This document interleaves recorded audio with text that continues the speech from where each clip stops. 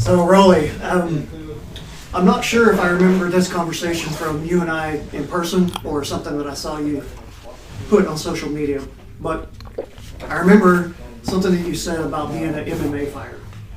And you can correct me if this isn't exactly how you put it, but something like, you're not a real fighter unless you've either had a hard loss, or maybe come back and had a win after a loss, or something along those lines. So in other words, the conversation that was being had is, like, if all you've experienced is just victory, or maybe even an easy victory. You might have even made a comment about a hard win. So I want to ask you about kind of your thoughts on that, and the psychological difference between like an easy victory, a hard loss, coming back from a loss, and maybe even a win after a loss. And you can mix in MMA and BJJ first. So what's your thoughts on that? Yeah, I think that was it sounds like something I posted on social media, and I know like the spirit of what I was saying in that, and you pretty much nailed it. So like what I meant by that, as far as what fighting is there was a time when if you knew jiu-jitsu, you were winning fights because other people didn't know jiu-jitsu. So you didn't really have to dig deep to win those fights. And so you could be 10-0 and not be tough. You're just better than everybody else. And when I think of fighting, you know, what a fight really is like, you know, you're trying to overcome something. And so if I enter a white belt tournament and I win, I didn't fight, or like that's a loose, I don't like to use the word fight for grappling tournaments, but the point is still the same. There has to be some form of adversity for it to really count. If it comes too easy, then there's no lessons to be learned from it. There's no internal struggle. So yeah, you know, when we call them front runners, and I try to watch out for them when I'm coaching. You know, when it comes real easy to folks and they're used to winning early, and I've coached a lot of them, and when the going gets tough, you know, that's when most of them crack, and so you don't really realize what's going on there. I mean, I feel like, I mean, it's a topic on psychology essentially, and how things affect it's your mental game. I think I'd be right to say, you know, that affects your ego, because that's really what happens when you win and you lose is it somehow affects your ego, and then you take that into the next training camp and the next fight. And so, you know, we're talking about that dynamic there, like what's going on in your head. How did you process the win? How did you process the loss? And yeah, like a real fighter is somebody that, in my definition of the ideal fighter, it's somebody that can overcome adversity. And when there's never any adversity, you're almost like a mythological creature. Like, that's a different thing. Yeah. Do you find that has to do too with like questioning motivations, or a reevaluation of values and like why you're doing this? So for example, say I'm a really athletic guy and I show up, like, I'm not a really athletic guy, so I'm using my imagination right now. Yeah. Like, let's say I'm 6'4", 225, and I played linebacker in college. I show up, I'm going to have a different sort of life in jiu-jitsu competition and MMA, right? Yeah. And so like you said, I may not run into the same roadblocks for sure as someone who's less physically gifted.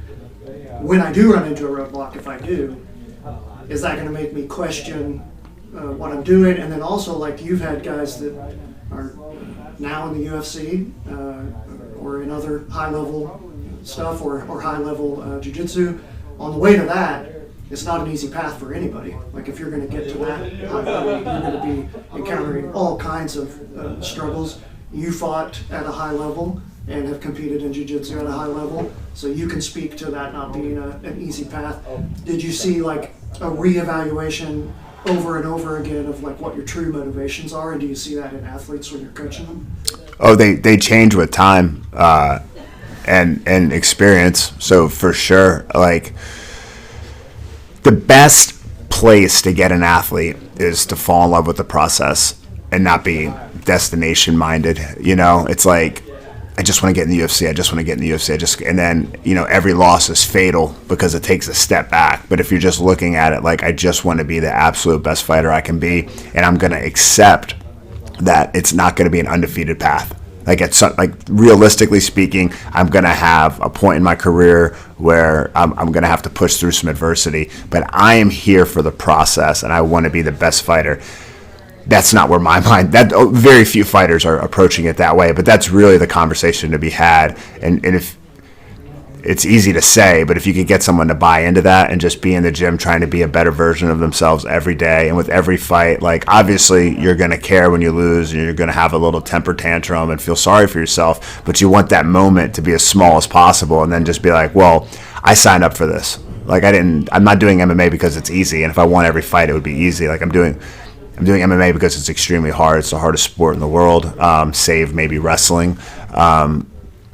And so, yeah, like that, those motivations are definitely big. Of course, so many people want to be MMA fighters because they want to be seen and they want to be revered. And that's unfortunate because it only takes 6 months of training to be somewhat of a tough guy. So those people just aren't going to hang around long if that's their motivation, because that goal gets met pretty quick. All your buddies, you'll be way better than all of your buddies because they don't know anything and you know how to fight. So you don't even have to be tough.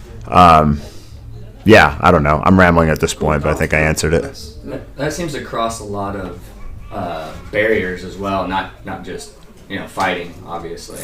It's like, if you are motivated by money to do something as opposed to just loving it, you're probably not going to reach that goal so much as following something you love, your passion, and working hard at it.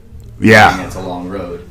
You nailed it. I mean, I started my MMA career like not knowing about this whole process mentality. You know, I was really destination minded, and then in my business ventures, I've been very destination minded, and it's stolen a lot of my opportunities to be happy about the processes and just be like thankful that I'm in a situation where I can try and fail and try again.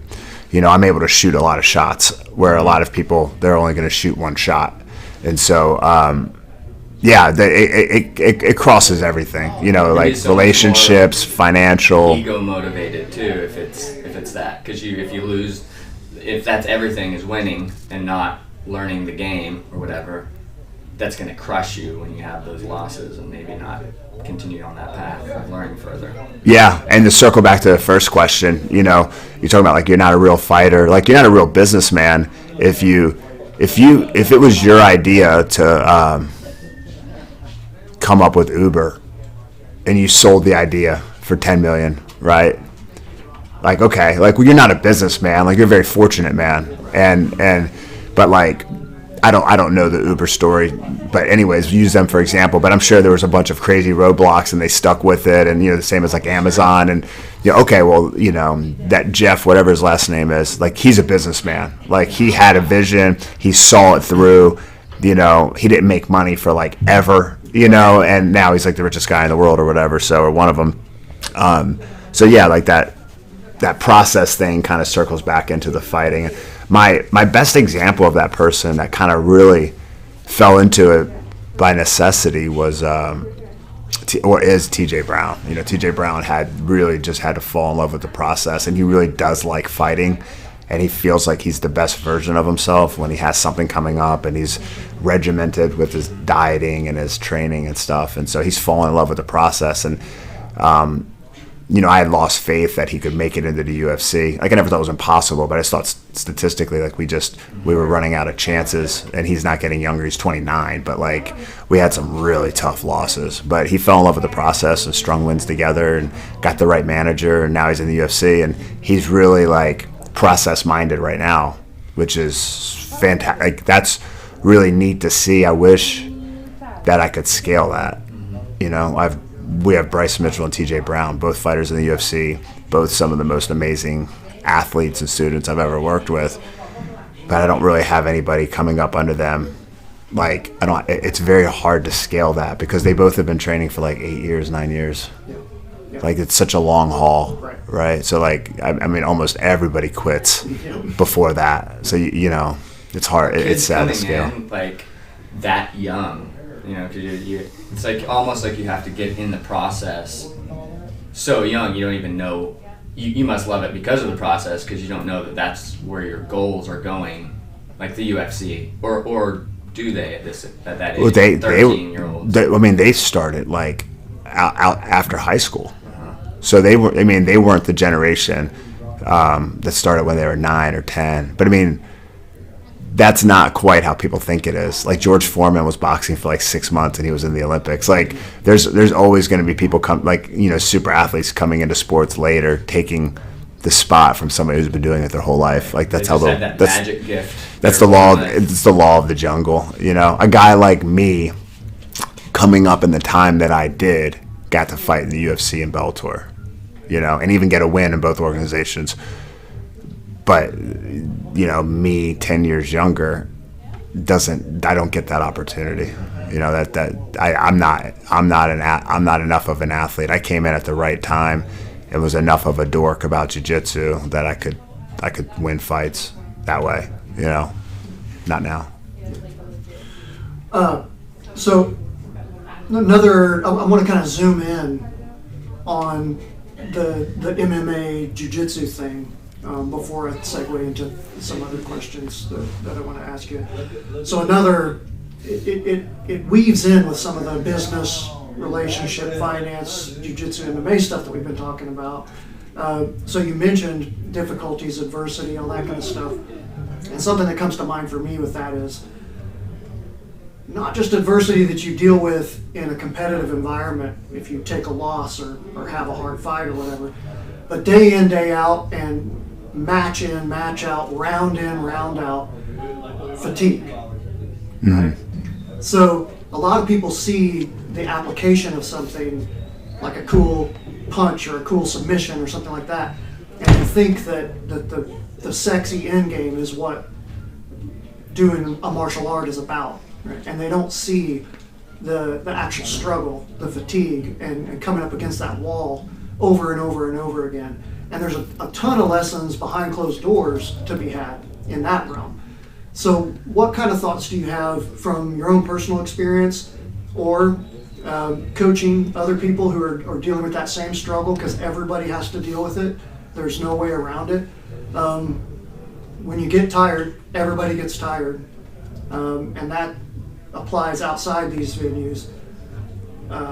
What kind of lessons come from the ring or the cage into life, or have to be dealt with so that you can advance your skill in the ring or the cage on the mat? There's a lot of ways to attack that question. I think that the best way to answer it would be whether it's in the cage and I hit the wall a lot in MMA, like conditioning wise. I mean, I have a really low lung capacity. I have athletic induced asthma, but when I did the breathing exercises with the respiratory therapist, she said I had lungs of somebody who had smoked for like 30 years. So it was always really tough on me to go into the third round. And then of course, like I had huge mental fatigue in 2019. Really just hit a ton of depression and anxiety, just pushing myself too far. But it was never debilitating. I always went to work. You know, most people didn't notice it.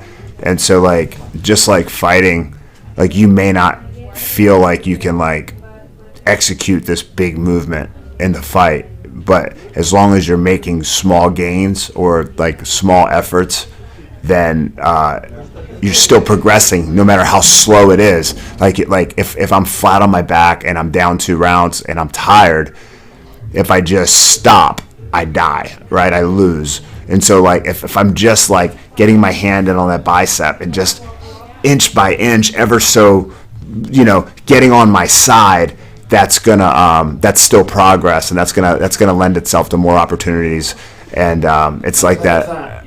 Yeah, but when you stop inching your way forward, and that's when you lose the momentum, and then that's when things really go bad. So like I showed up to work every day, no matter how bad I felt, and I didn't always do that in fighting. You know, I would stop thinking I could restart in the next round, like I'm going to recover this round, and those are mental traps that luckily I've had, and I can articulate them very well to fighters because I've experienced them. So yeah, just incremental progress, as slow and as minute as it is infinitely better than just stopping. So that's how I deal with it. Is just, you may not hit it out of the park today, but even if it's just like, you know what it's like when you have like a ton of emails to respond to. It's like, well, I'm just going to respond to 3. Like that sense of accomplishment of just doing those 3 is so much better than like putting the 20 off until tomorrow. So I'm just going to do 3. And then when you're in there and you do the 3, you're like, fuck it, I'm going to do 3 more. Right. Because I'm here already, and it wasn't as bad as I built it up in my mind. It's easy to bundle all that together in one thing. Like you have 20 emails, and instead of saying you can do 3, it's easy just to put it together. If this is too big, there's no way I'm going to get this done, so screw it. That's what stopped me from like investing in stocks my whole life. It's like I'm going to start with what, 10 grand? Right. You know what I mean? It goes up 8. Yeah. So like just not seeing the big picture in the process. And now I'm literally like, I set a really large goal for myself. It's like an 8-year goal, and I broke it down into like yearly goals, and then I broke that down into like, well, how can I achieve that per year? And we'll see how it plays out, but. I mean, if you're going to swing big, you can't just buy lottery tickets. There's going to have to be a plan, and you're going to have to break that plan into small chunks. So many times when conversations like this are had or books are read, you're constantly hearing things like that, and you're like, I've heard that before. Like it's a bit of a cliche, but until there's an experience that you've experienced to tie to that cliche, it doesn't come to life. Right. But like the older I get, the more I realize, well, that is a cliche for a reason. Cliche for a reason. Mm-hmm. I say that. That's one of the reasons I'm a big believer in training, is exactly what you just said. If you have, having a physical thing to tie to the mental lesson just drives it home. Mm-hmm. And there's different ways to get that. Jiu-jitsu's not the only way, right? Agreed. But it's a good way. Yeah. And you made me think of another one, like with the email example. I remember this was a really powerful, I think the author was Brian Tracy, but it was my senior year of college is when I got this. One of my team leaders in the military gave me this book. And the concept was this: breaking down time frames into 15-minute increments, and then even breaking those in half to 7.5-minute increments. And one point that he made in the book is like, say you're sitting around the house and you're going to meet your buddies in 22 minutes. Right? It's very easy to see a mess in your apartment, right? And be like, it would take an hour to clean this place, and I gotta see my buddies in 22 minutes, so I can't do anything. That's the same mentality. That's like, there's 56 emails to answer, and I gotta go have lunch in 10 minutes. I can't answer my emails. And what he said was, time yourself on scrubbing up some dishes, sweeping up the floor, rearranging the bathroom, and throwing in a load of laundry, and literally find out how long that takes. You might be surprised. You can do it in 5 minutes and 30 seconds. And then you'll learn, it's a powerful thing to learn, like, man, I have 3 7-minute increments before I go meet my buddies. So I could actually scrub dishes, spray down the toilet in the bathroom, throw in a load of laundry, do all this stuff, brush my teeth. I've got a 7-minute increment, and then I can still have a cup of coffee before I go see my buddies, right? Instead of just wasting that 20 minutes because you don't have an hour, because you think it takes an hour to clean your apartment. Yeah. That's all a mental trick that you play on yourself, and it just piles up, same as the emails. That's a great tool for having that paradigm shift, and that's healthy for me to even hear you talking about that, because I end up with a ton of odd hours like that, getting out of a noon class, and it's an hour and a half till I pick up my son. Yeah. And so it's not enough time to do a lot of things, but I need to. My keys for success are organization, and I need to just keep a list on me, because there's always a list of things to do.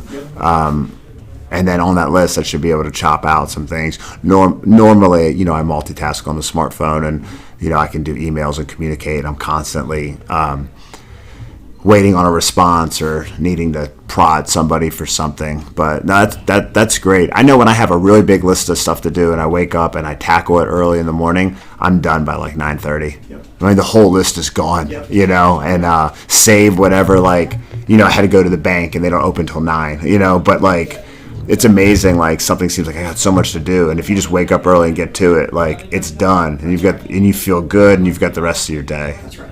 That's right. So. Yeah. So something else that I wanted to kind of move into is I know that so one thing that we want to have conversations about on this podcast quite a bit is just a concept of meaning and meaningful life, right? And I know family is something that's really big for a lot of people, and I know that fatherhood is a concept that you're very interested in. I've seen a number of, again, social media things that you've put up that makes me think that we're aligned in a number of the things that we think about with that. So I'd like to hear a few thoughts that you have related to just where that fits into, you know, your thinking and your time, and maybe some things that you've learned related to that, and kind of the concept of the meaning that brings to your life, and how you think of fatherhood. Yeah, that's It's a big one. Yeah, it's a huge one. It's hard. It's the hardest job. For me, it's like coming to the realization that, like, you're not going to be a perfect. You just, like, cause, like, you know, when I look, my son's 11, so when I look back on 11 years, like, I haven't been as mindful in the moments with my son as I've wanted to be. So I look back and think about, like, how often I'm just in the room with him and, like, I'll talk to him, but I'm not really there because my mind's somewhere else. Yeah. So, like, that's one fault for sure. And, like, for sure he'll look back on me and he'll probably say that I work too much. I said that about my own father. But like I think I relate fatherhood to just effort. You know, like, everybody has their own, like, way that they do it, just like everybody grapples their own way, and some people invest in stocks and some people invest in real estate, and there's not necessarily, like, a right and wrong way to do it. There's obviously some general themes that carry over, like, across different cultures and different parenting styles, but I can't try to father the way you try to father, because I'm not you. And you know, my son was born from me and his mother. So, like, whoever I am, like, that's the father that he has, and he needs to see that father. And I am, you know, more or less a scatterbrained, you know, financially motivated, extrovert that loves meeting people and doing podcasts, and, like, there's, like, a lot of, like, healthy things that he's going to get from seeing my life that he won't get from his mother. And then from his mother, he'll get more structure, more planning.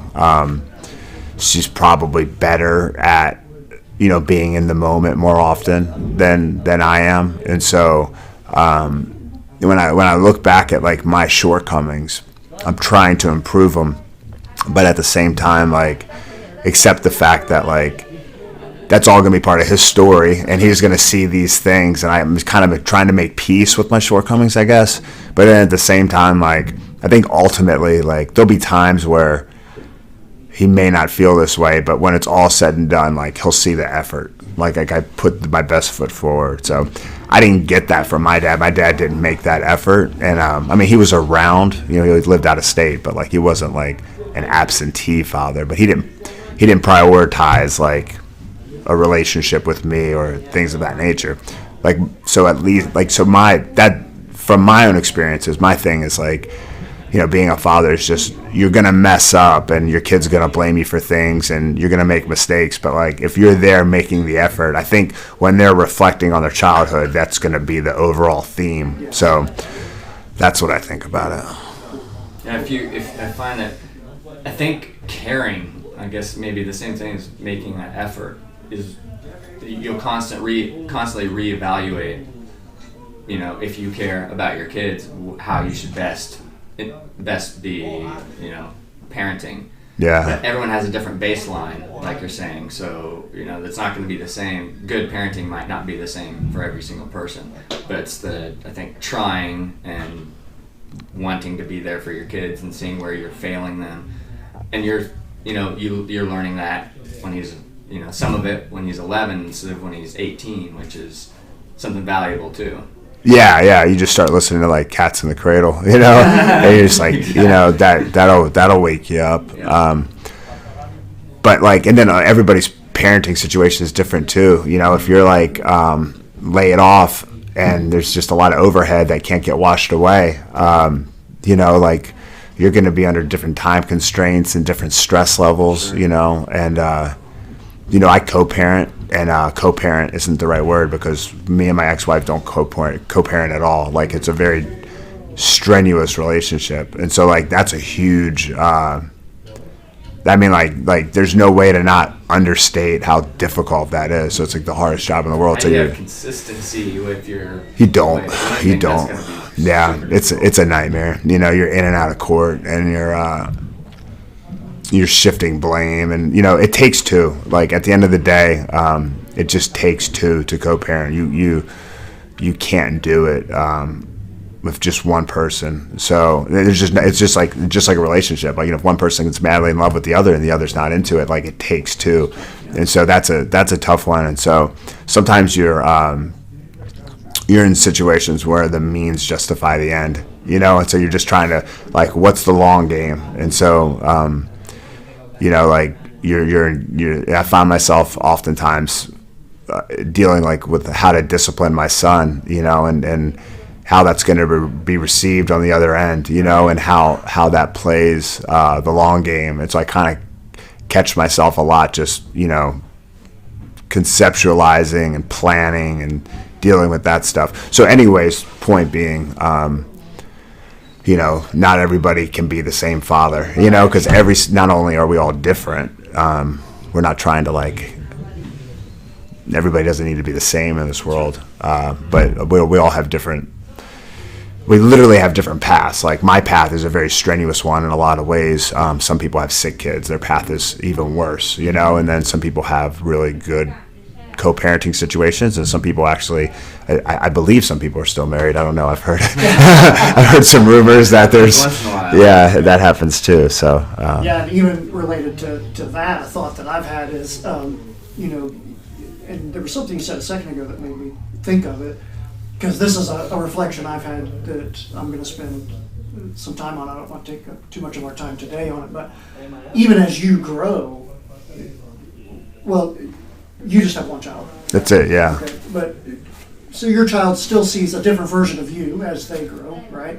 And if you have multiple children, each of them sees a different version of you at that same developmental stage in their life, And so that's another thing that you can question yourself about, because you're like, it's an unfairness to multiple children, right? Because you mature. And then the youngest child, for example, gets a better version of you, a more mature, more stable, more calm, more experienced, all those things, version of you, because of all the things, right? You're more financially comfortable. You have more autonomy over your schedule. You've done this before. It doesn't mean you're perfect, but you have a few tricks up your sleeve. All those things. So, like you said, nobody has the same path, and then also, of course, the child that you're rearing is different as well. So you're also, that's something we talked about, is right about the time you think you learn some tricks. They don't all work on everybody. Yeah. Right. And the older sibling can have a lot to do with that too. I mean, Yeah, you might be more that. self-actualized, but the older sibling might be an asshole too. Yeah. Yeah. It's like they do grow up in a different house almost regardless. True, yeah. I think they grow up with different dads. Right. Yeah, I agree. Very true. So, talk to me a little bit about autonomy and self-reliance and that sort of thing. So I know that you're interested. One of the reasons that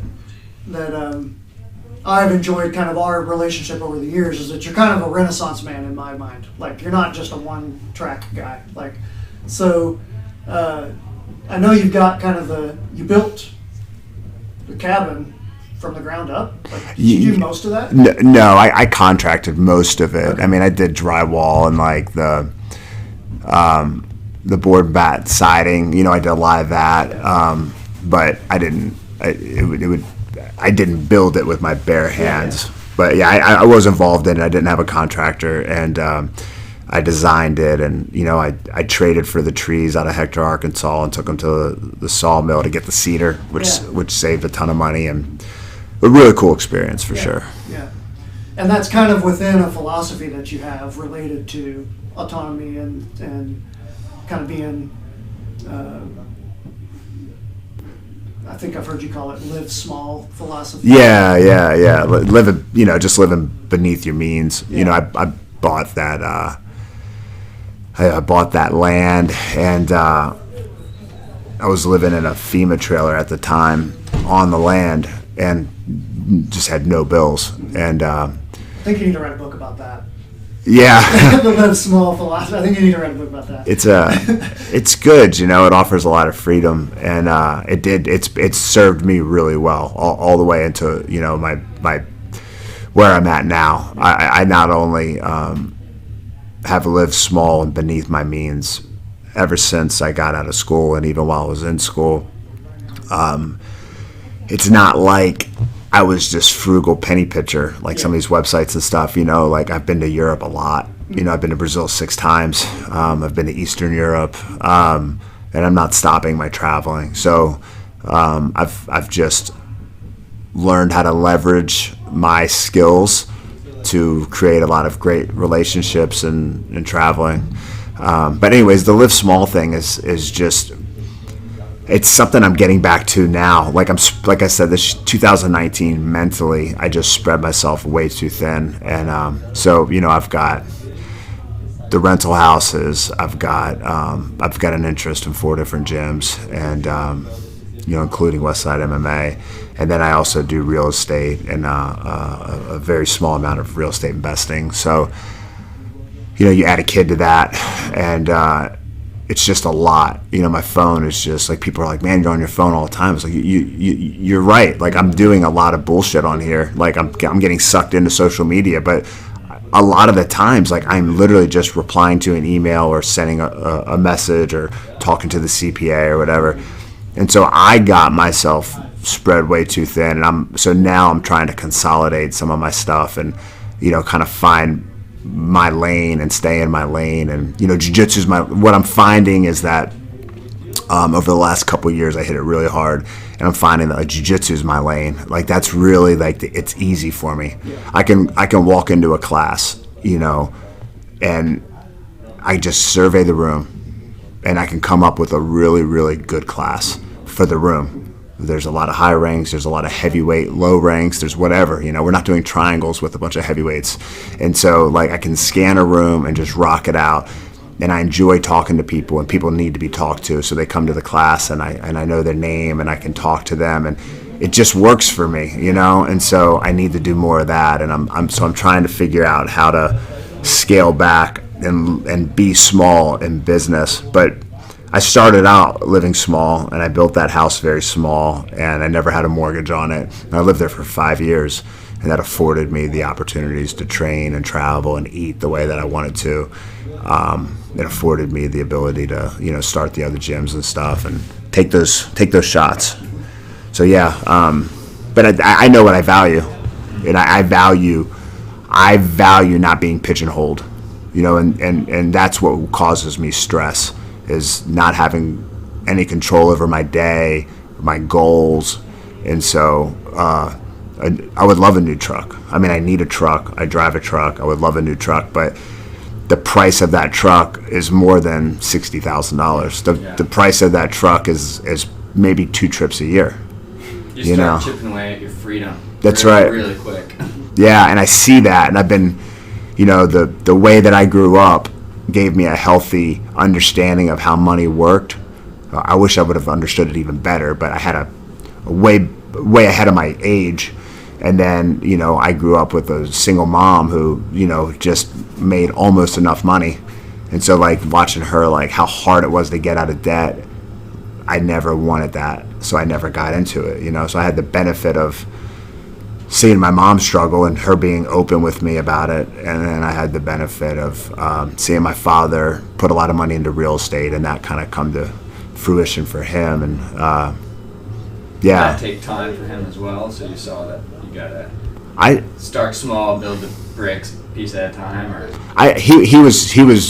he is not a materialistic person, and so, you know, he was always driving beat up trucks, and not now. I mean, he has a new truck now, but he's like 58, you know. But he was always driving beat up trucks and driving. Even when he theoretically could have. Oh yeah, he was brand new, and he just realized the value. Yeah, he would rather have rolled that money into one more property. Sure. Than a depreciating asset. So his definition of success is financial, black and white. That is how he sees success. It's a big part of how I view success. Depends on what you value the most too.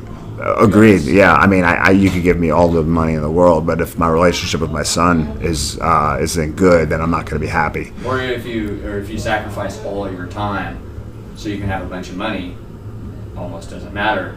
I mean, depending on what you value again. Yeah, I agree. What are you going to do with a bunch of money if what you want to do is travel and do all these things? But to get all that money, you have to be in an office for 80 hours a week. Yeah, that's the balance. That's the balance. That's the trap. And so if, you know, the best life I can think of for people is, you know, to find a hobby or a passion and do it with as much fervor as possible in their 20s, because you don't make any money in your 20s anyways. Why break your back? Nobody makes money in their 20s. I mean, figuratively speaking, nobody makes money in their 20s. What you thought was a lot of money in your 20s isn't shit, you know? And so you might as well go hard on your passion. And if you really stay in your lane, you'll get noticed and you'll outlast a lot of people, and then the opportunity to monetize your passion will present itself more often than not. Yes. People will tell you'll never make money doing that, you know, and because most people don't, because they quit before you get that's right, far enough in. or they get sucked into a lifestyle, and it's like, well, you know, if you're an artist, like, you rent a room. Yeah. That's how that works. Right. Like, you don't have an apartment. Yes. You rent a room. Yeah. That's the game. Because otherwise you won't have the freedom to take advantage of the opportunities that come your way. And to do the art. Yeah. You know, it's going to take a lot to do the art. I mean, that's one of the hardest hobbies to make it in, you know. That's the hardest hobby I can think of. I'm not an artist, but, like, if someone's like, dude, I love doing art, it's like, well, like, do it. But, you know, like, you better love it so much that it's better that you have to make your own coffee, right, and that you can't buy Starbucks. And you're okay with living in that single room for the rest of your life. Yeah, but you're 30 years. You're spending your day doing art, though. Yeah, right. Doing what you love. Nothing else. Like yeah, nothing else is going to satiate you. Right. So, like, and it's just irrelevant. Like, when I travel abroad and I see most of my friends, my coach, you know, when I first met my coach, you know, everything he owned could have fit in like 3 American-sized luggage things, you know. He's, you know, more fluent now, but he was always happy. He was always doing jiu-jitsu with very little, and it kind of seeing that really helped me reinforce kind of what I already knew. I'm like, these people overseas are so much happier than we are. Like, we are not doing it right. Like, we just are not doing it right as a society, and it's a big struggle to be in America where you can make all the money and not be an American and spend all the money. Yes. Right? That could be a good quote. Like, that's the struggle. Like, people come here and they make all that American money, and then they have they're worth the same amount as they were in their home countries. Right. You know, they have the same stuff. Is different, and the cost is higher. Well, you can get caught up in the lifestyle.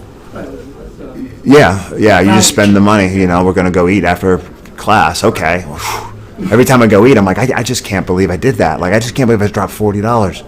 You know, it was a burger and fries and 4 beers. Like, it's $40. Like, I could have bought the 6-pack. Yeah. You know what I mean? You start doing the math, and you're like, yeah, like, I really need to make this a special thing. A dozen times a year. And a dozen.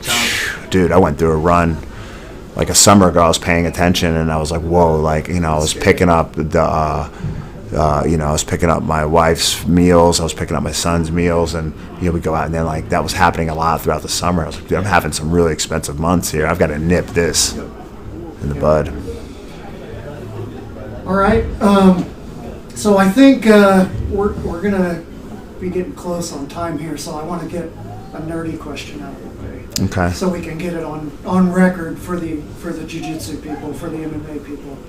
So you've got expertise in leg locks that I want to get an opinion on. Okay. All right. So this might be a three-part question, depending on how much understanding I have here, because I've tried to. And a little joke for people listening. I still remember years ago, before I took the first private class with you, to ask you about the straight ankle lock. Whenever I thought to myself, I'm going to spend about the next 18 months focusing on foot locks and leg locks and like get it figured out. Right? That was probably 9 years ago. Okay.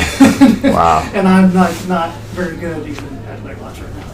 So it's a huge area. Is the joke I'm making. What I'm curious about is your opinion on the differences in applying them in an MMA context and in a no-gi context and in a jiu-jitsu context. So this is a very specific question. Only certain people are going to even understand what this question is about.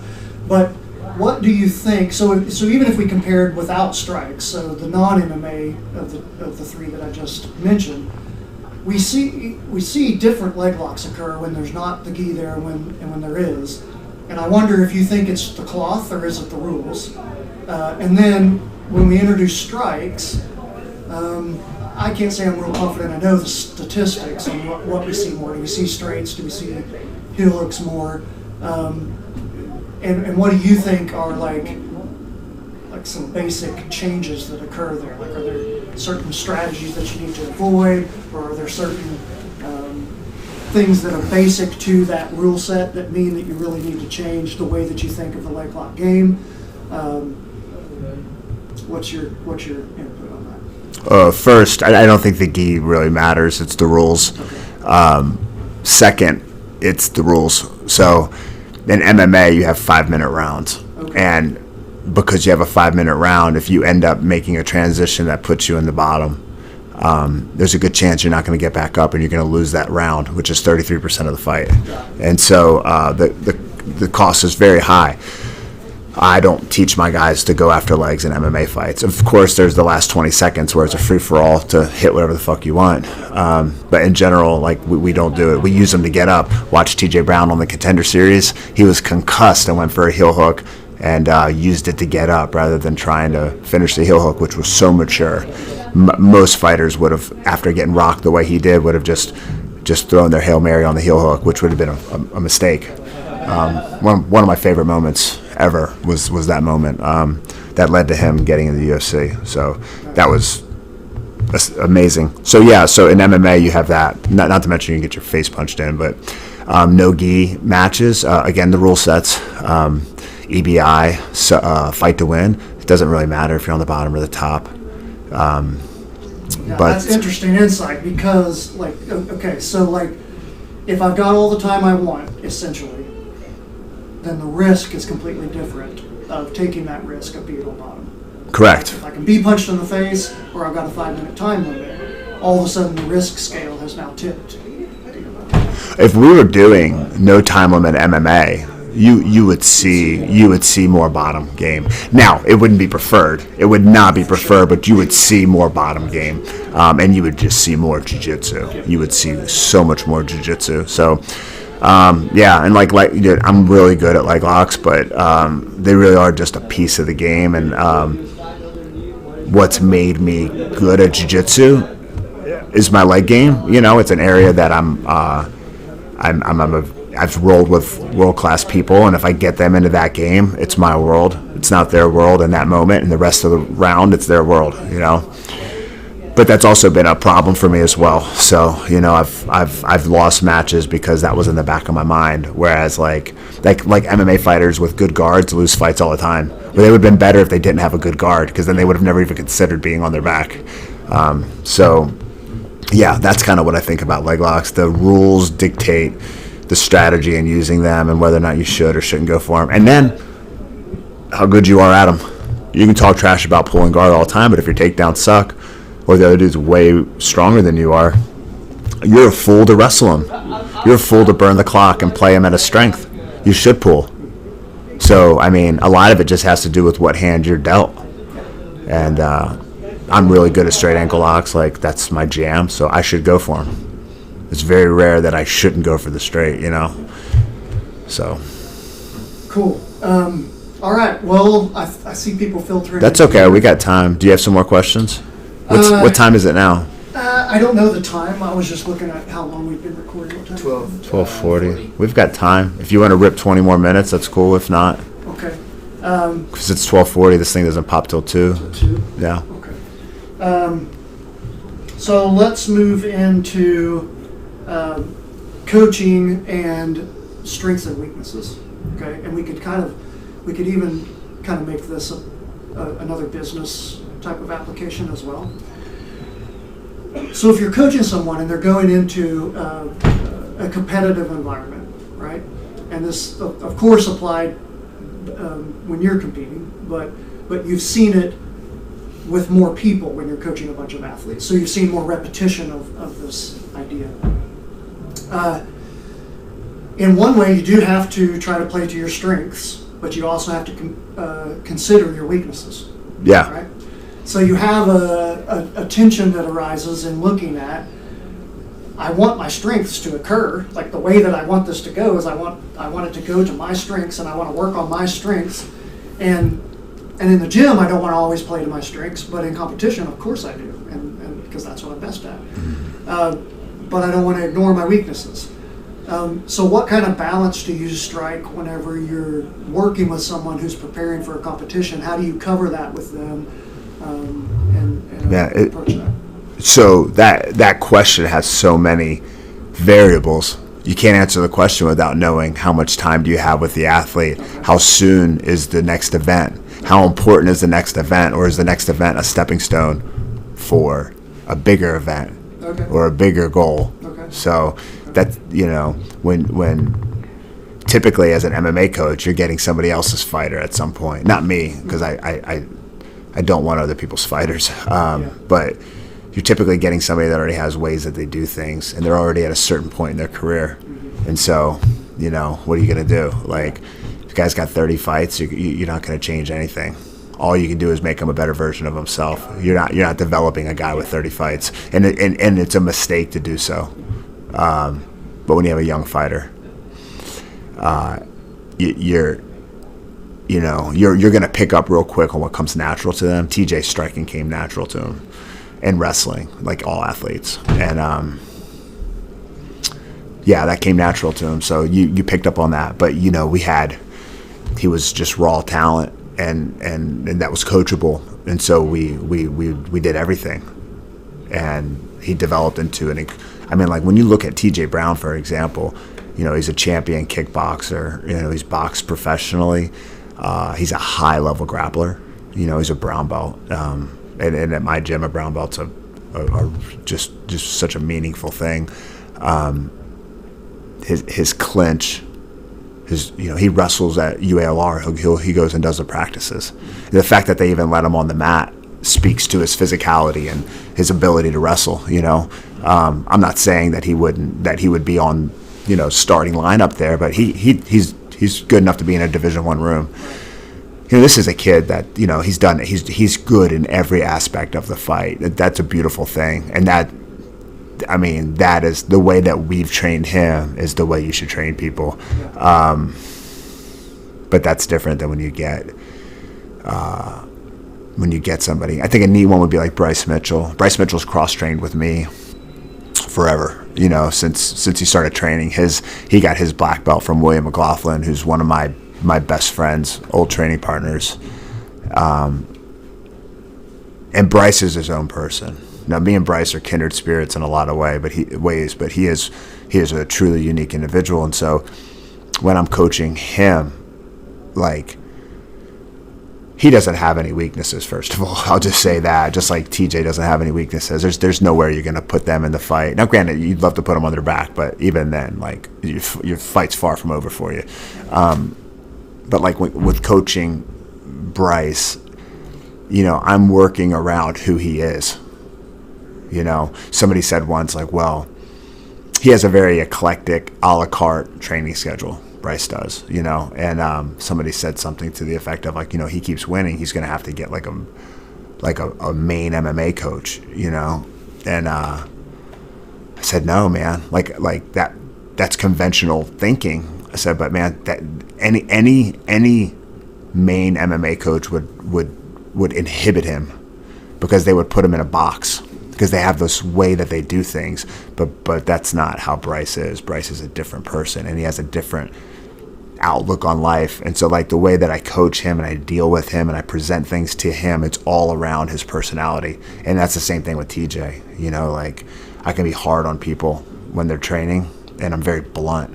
And man, that doesn't work for TJ. You know, it's just not the way. You know, I know, like, so I speak to TJ the way that TJ needs to be spoken to. And so you asked about strengths and weaknesses, and that's a good question, but I think I'm really answering the question, which is how to coach people, you know, and I want to coach them on their strengths, while obviously working on the back burner, like you're warming something up on the back burner, and that's the stuff they're not good at. But I'll give you the analogy for this to pull this long rant together. I think I might have just lost it. This happens to me sometimes. Oh man, yeah, I know, right? Like it happens sometimes. Like the thoughts there, and what was I saying? I was going to pull what together? You were talking about the back burner. So working on strengths is kind of at the front. Yeah. At the front while you're coaching, but not ignoring weaknesses is kind of what I was taking from it. So you've got weaknesses on the back burner while you're thinking about it. So what is the balance between? Yeah, I had a thought, and it'll probably come back to me when we get to the next question. I'll bring it back. But well, you were kind of segueing into a bit of my next question, because gym culture and community of the gym. We'll say the gym. I say the mat a lot of times, and I mean the gym, right? Sure. Everybody training is interesting to me,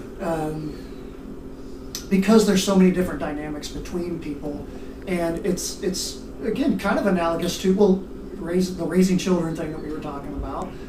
If you're a leader in an organization, it's analogous to that, right? Because you have all these different people that need the same sort of information, maybe methodology, but in a different methodology, like in a different way. So if I'm a 24-year-old female from the local college who comes to start to train with me, you can't train me the exact same way as if I'm a purple belt who comes over wanting to train for my next MMA fight, right? And that doesn't just mean that I probably know how to sprawl, and I know how to do, throw a left hook, and like have a general idea of how to, if you see that I'm decent at kickboxing, and I do know how to pull half, do stuff from half guard and blah, blah, blah. Also on the interpersonal level.